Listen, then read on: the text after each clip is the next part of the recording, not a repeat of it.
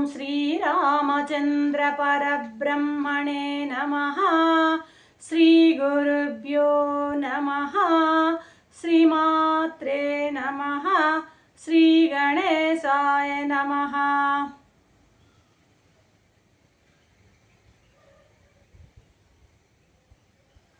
ప్రియాత్మ బంధువులారా, యోగ వాసిష్టం నిర్వాణ ప్రకరణము 564వ భాగం. నిన్న వశిష్ఠ మహాదేవుడు మహర్షి ప్రాణ అపాన వాయువుల గురించి చెప్తూ ఉన్నారు. కొనసాగిస్తున్నారు వశిష్ఠ మహర్షి. రామా, మన ప్రాణమే మన మృత్యువయ్యా అంటున్నాడు. ఇక్కడ మనకు మామూలుగా ఏమనిపిస్తుంది? నిజ జీవితంలో ప్రాణమే మన జీవితం అనిపిస్తుంది, కానీ అది తప్పు. ప్రాణమే మరణం. అంటే ఈ ప్రాణం ఆడుతూ ఆడుతూ ఆడుతూ ఆడుతూ ఆడుతూ మెల్లగా ఒకానొక స్టేజ్కి ఆ ప్రాణం ఆగిపోతుంది. అర్థమవుతుందా? కాబట్టి మా ప్రాణము జీవితం కాదు, మరణం అది అంటున్నాడు ఇక్కడ వశిష్ఠ మహర్షి. అసలు ఎందుకని మరణం అంటున్నావు? మరణం అనేది అంటే రాకపోకలు చేసేది ప్రతిదీ మరణమే. మార్పు ఉండేది ఎప్పుడు కూడా మరణించేదే. మరణం అంటే మార్పు. ఇది ఎప్పుడు రాకపోక, రావడం పోవడం, రావడం పోవడం, రాకపోకలు ఎప్పుడు నిరంతరం చేస్తున్నది. కాబట్టి ఇది రాకపోకలు చేసేది మరణం కాక జీవితం ఎలా అవుతుంది? మార్పులు కలిగి ఉండేది మరణం కాక జీవితం ఎలా అవుతుంది అంటున్నాడు ఇక్కడ వశిష్ఠ మహర్షి. ఏదైతే స్థిరంగా రాకపోకలు లేకుండా, కదలిక లేకుండా, చలనం లేకుండా, మార్పు లేకుండా ఉంటుందో అదే నిజమైనటువంటి అది జీవితము. ఇదేంటిది? ప్రాణం ఆభాస. ఇది పైకి వెళ్ళిపోతూ ఉంది. అలా కాకుండా ఆత్మస్వరూపంలోనే నిలిచి ఉన్నట్లయితే, ప్రాణశక్తి జ్ఞానశక్తిలో ఏకమైపోతే, ప్రాణశక్తి కాస్త జ్ఞానశక్తిలో అలాగే నిశ్చలంగా ఉండి కదలక లేకుండా, స్పందన లేకుండా ఉండిపోతే, ఊర్ధ్వగమనం కానీ అధోగమనం కానీ ఏ గమనము లేకుండా ఉండిపోయినట్లయితే, ప్రాణ అపాన గతులు లేకపోతే, అర్థమైందా? అప్పుడు అంటే అంతర్వాయు నిరోధం అంటాడు ఇక్కడ అనమాట. అంతర్వాయు నిరోధం వలన నిరోధం కనుక చేయగలిగితే ఏం చెప్పబోతున్నాడు ఇక్కడ వశిష్ఠ మహర్షి అంటే, ఈ లోపల వాయువుని కనుక నిరోధించడంలో కనుక ఏమాత్రము తేడా ఉన్నా, అంతర్వాయు నిరోధం కనుక బాగా చేయగలిగినట్లయితే ప్రాణులు సమస్థితిలో ఉంటాయి. అంటే ఎటువంటి వ్యాధులు లేకుండా ఉంటాయట. అదొక మనకు అవసరమైనటువంటి విషయాన్ని ఇక్కడ చెప్తున్నారు వశిష్ఠ మహర్షి. ప్రాణం అంట అంతర్వాయు నిరోధంగా చేయగలిగితే వ్యాధులు ఉండవు అనేటువంటి ఒక వాక్యాన్ని చెప్తున్నాడు. ఏంటి ఆ వ్యాధులు? దేహానికి కలిగేటువంటి రకరకాల వ్యాధులు, జ్వరాలు, దుఃఖాలు, రకరకాల తలనొప్పులు, కాళ్ళ నొప్పులు, పట్ట నొప్పులు, రకరకాల ఇవన్నీ కూడాను దేహానికి కలిగేటువంటి వ్యాధులు అన్నమాట. అదేనా? మనసుకు కూడా కొన్ని వ్యాధులు కలుగుతాయి. దేనివల్ల కలుగుతాయి ఆ వ్యాధులు అంటే, సంస్కారాలు, వాసనల వల్ల మనలో ఉన్నటువంటి వాటి యొక్క టెండెన్సీస్ అంటారు. సంస్కారాలు, పూర్వజన జన సంస్కారాలు, వాసనలు, వీటి వల్ల ఉత్పన్నమైనవి ఆ మనస్సుని ఇబ్బంది పెడతాయే. అర్థమైందా? మనసును బాధిస్తాయన్నమాట. చింతలాగా దుఃఖంలాగా మనకి ఏవైతే గోచరిస్తుంటాయో వాటిని ఆదులు అంటారట. ఇక్కడ వ్యాధి అనే ఒక మాట వచ్చింది, ఆది అనే ఒక మాట వచ్చింది. శరీరానికి కలిగేటువంటి వాటిని వ్యాధులు, రుగ్మతలను వ్యాధులు అంటే, మనసుకు కలిగే రుగ్మతని ఆది అని అంటారు. ఇవి ఎందుకు వచ్చాయంటే ఈ రెండు కూడాను, ఆది కానీ వ్యాధి కానీ అజ్ఞానం వల్ల వచ్చింది అంటారు. అజ్ఞానం అంటే ఏంది? సమస్తము లోపల ఉన్నటువంటి పరమాత్మని గ్రహించలేక ఆ నామరూప క్రియాత్మకమైన ప్రపంచంగా చూడడమే అజ్ఞానం అనేది వేదాంతంలో, శాస్త్రంలో చెప్పేది. అయితే ఈ అజ్ఞానం వల్ల ఆది కానీ వ్యాధి కానీ వస్తుంది. మరి దేంతో తొలగిపోతాయంటే యోగంతో తొలగిపోతాయి. ఇప్పుడు మనం మాట్లాడుకుంటుంది యోగాన్ని గురించి కాబట్టి యోగాన్ని స్ట్రెస్ చేసి చెప్తున్నారు వశిష్ఠ మహర్షి. అదేనా? కాబట్టి అయ్యా యోగంతో ఈ ఆదులు కానీ వ్యాధులు కానీ నశిస్తాయి అని అంటానే వెంటనే రాముల వారు ప్రశ్న అందుకున్నాడు. ఎందుకు, దేనివల్ల వస్తున్నాయి ఈ ఆదులు వ్యాధులు, ఎలా పోతాయి, ఇవి ఎలా నశిస్తాయి నాకు చెప్పండి అంటుంది. అదన్నా ఏం చెప్పాడు, ముందుగానే చెప్పాడు ఆయన మాట. అజ్ఞానం వలన వస్తాయి నాయన ఈ వ్యాధి కానీ వ్యాధి కానీ.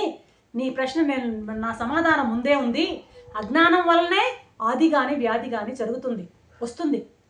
అయితే ఇవి తొలగాలి, ఎలాగా తొలగాలి అన్నావు కదా, ఈ అజ్ఞానం పోతే పోతుంది.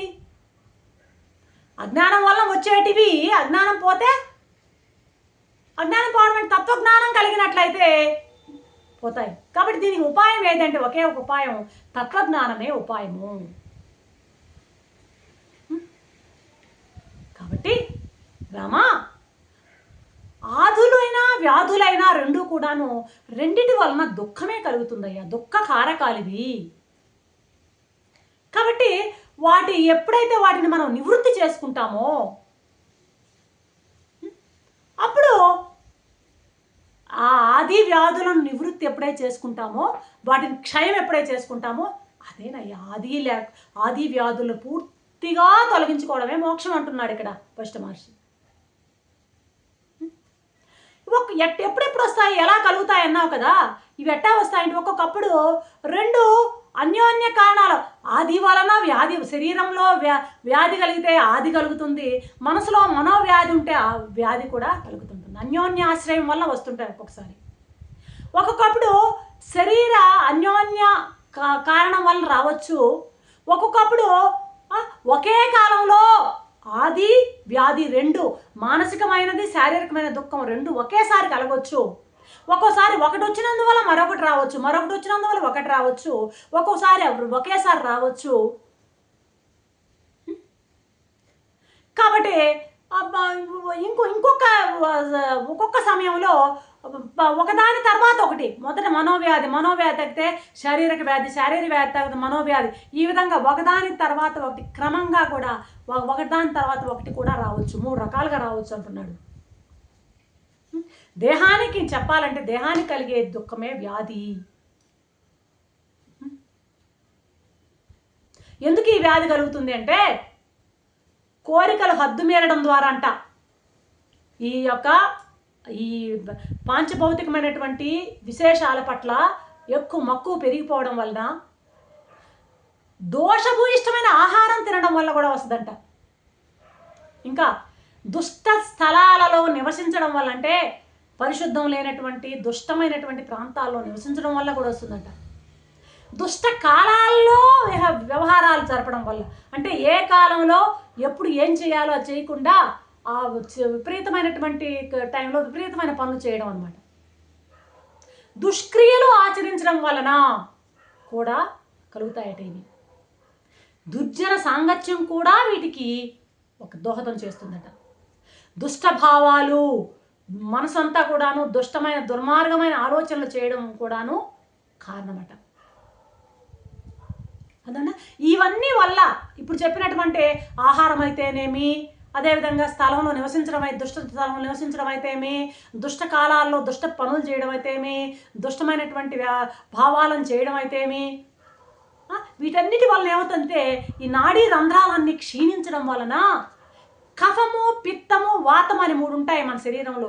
అవి ప్రకోపిస్తాయట. వాటి యొక్క సమాన స్థితి, బ్యాలెన్స్డ్ స్థితి కలిపోయి ఎక్కువ తక్కువ అవడం వలన ఈ ప్రాణము వ్యాకులం పొందుతుందంట.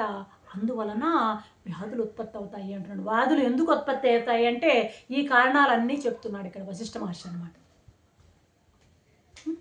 ఇప్పుడు వర్షాకాలంలో నది ఒక రకంగా ఉంటుంది, ఎండాకాలంలో మరొక రకంగా ఉంటుంది. వర్షాకాలంలో ఎండాకాలంలో నది ఏ విధంగా ఆకారాల్లో వర్షాకాలంలో ఏం పెరిగిపోతుంది ప్రవాహము, ఎండాకాలంలో పూర్తిగా ఎండిపోయి ఉసురోమని ఉంటుంది అనమాట. హాని వృద్ధి చూస్తుంటాం దాంట్లో. ఎట్టయితే ఎండాకాలాల్లో ఆ నది యొక్క ఆకారము హాని వృద్ధులు కలిగి ఉంటుందో అలాగే వ్యాధి వలన మానవ శరీరంలో కూడా మార్పులు కలుగుతుంటాయ్యా.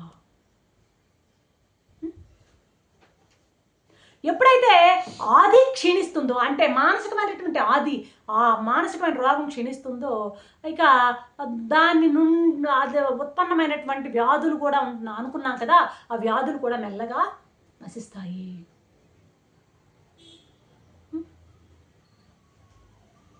కాబట్టి వ్యాధితో సంబంధం లేకుండా కలుగుతాయన్న వ్యాధులు కొన్ని, మనసుతో సంబంధం లేకుండా కలిగే వ్యాధులు ఉన్నాయే, అంటే వాత, పిత్త, శ్లేష్మ ప్రకోపం వల్ల కలిగేటువంటివి, వాటిని నివారించుకోవడం ఎలా అన్నావు కదా, వాటిని నివారించాలంటే వైద్యశాస్త్రంలో చెప్పబడినటువంటి రకరకాల మందులు, అది ఆయుర్వేదమో, అల్లోపతో, లేకపోతే హోమియోపతో, ఏదో పతి ఆ ఔషధాలు సేవించి వ్యాధులని నయం చేసుకోవచ్చు. ఇంకా మంత్రాలు, తంత్రాలు కూడా ఉన్నాయి. మంత్రశాస్త్రాదుల్లో చెప్పబడినటువంటి జపము మొదలైనటువంటి వాటిని, శుభకర్మలని, మంచి కర్మలని చేపట్టడం ద్వారా కూడాను మనసుకు తగ ఆధులను తగ్గించుకోవచ్చు అంట. ఉదాహరణకి ఈ బీపీ తగ్గించడానికి గాయత్రి మంత్రం అని రకరకాల మంత్రాల ద్వారా కూడాను, మంత్ర జపం ద్వారా కూడాను ఆధులని తగ్గించుకోవచ్చు. ఇంకా రకరకాల చికిత్సా పద్ధతులు ఎన్నో ఉన్నాయి వ్యాధులు నయం చేసేదానికి, వాటిని ఆశ్రయించి తగ్గించుకోవచ్చు. కాబట్టి ఇవన్నీ కూడా నీకు తెలిసినవే అంటూ ఇక్కడ మళ్ళీ ఇంకొక చిన్న పాయింట్ చెప్తున్నాడు. వ్యాధులు అనేటివి 2 రకాలయ్యా. సామాన్య వ్యాధులు, సార వ్యాధులు. ఇప్పుడు మామూలుగా ఉండే ఆకలి, దప్పిక ఇవన్నీ మొదలైనటువంటి కూడాను సామాన్య వ్యాధులట. వ్యాధి అంటే ఆకలి కూడా ఆయన అంటాడు కదా శంకరాచార్యులు, ఆకలి అనేటువంటి ఆ యొక్క వ్యాధికి అంత అన్నం పడే మందులాగా వేసుకోమంటాడే, అలాగా చెప్తున్నాడు ఇక్కడ. వ్యాధులు సామాన్య వ్యాధులు, ఆకలి, దప్పిక మొదలైన సామాన్య వ్యాధులు అయితే, జన్మతో వచ్చినటువంటి జర, ముసలితనాలు, జన్మ జర దుఃఖాలు ఉంటాయే, ఇవన్నీ కూడాను ఎక్కడి నుంచి వస్తాయంటే సార వ్యాధులు అని వీటిని అంటాం మనము. ఎప్పుడైనా సరే మనకి అవసరమైనటువంటి ఇష్టమైనటువంటి వస్తువుగా లభించినట్లయితే ఈ సామాన్య వ్యాధులు నశించిపోతాయి. మనకి ఇష్టమైన వస్తువులు, అవసరమైన వస్తువులు దొరికినప్పుడు సామాన్య వ్యాధులు నశించిపోతాయి. ఇక సార వ్యాధి దేంతో నశిస్తుందంటావా? ఆత్మజ్ఞానంతోనే నశిస్తుంది. రజ్జు సర్పం అనేది, ఆ రజ్జులో కనపడేటువంటి ఆ సర్పం అనేది, అది రజ్జు జ్ఞానం వస్తే కానీ పోదు. అది తాడే అన్నటువంటి జ్ఞానం దృఢమైతే కానీ ఆ తాడు మీద కనిపించేటువంటి పాము పోదు. రామా, ఈ గట్టునున్నటువంటి వృక్షాలని వర్షాకాలం యొక్క ప్రవాహం ఎలాగా పెకిలించేస్తుందో, అలాగా జన్మాది వికార రూపాలైనటువంటి సార వ్యాధి ఎప్పుడు నాశనం అవుతుందో తెలుసా? సమస్తమైనటువంటి ఆత్మజ్ఞానం వల్లనే మాత్రమే ఇవన్నీ కూడాను అన్నీ కూడాను నశించేదానికి అవకాశం ఉంది రామా అంటూ ముగిస్తున్నారు వశిష్ఠ మహర్షి. రేపటి ఎపిసోడ్లో ఏం చెప్తారో చూద్దామని.